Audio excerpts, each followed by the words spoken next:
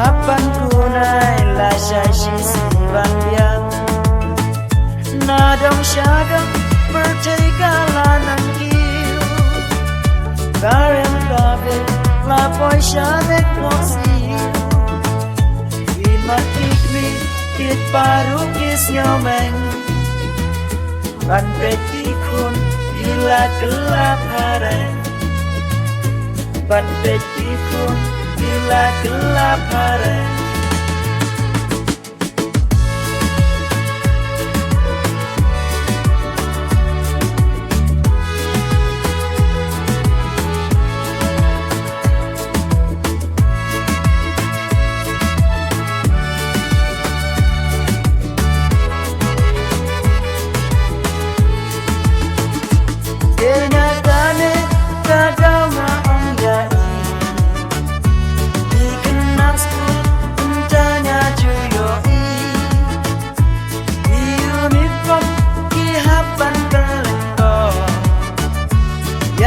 Batam nangkala yotito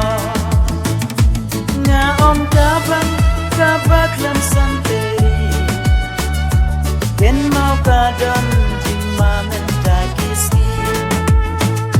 Nadong syagam bertegalanan kiu Karem kabe lapoi syadeng koksiu Nimat kikmi kik paru kis nyomeng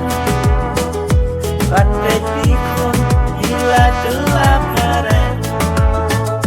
Ban peti kun gila gelap hareng Gijai samla te ibaryam sari Lada pinpet sengkai rulayo i Umjuk gijai samla tajuk mentah Yala burong nang syubat yada Karyam yana kegalapan bagla Ya ikasi ngalakun hodidi Nadong syadong bertegalanan kiu Karyam kabe lapoi syanek klosiu Imat kikmi kik paru kis nyomeng Ban peti kun gila gelap hareng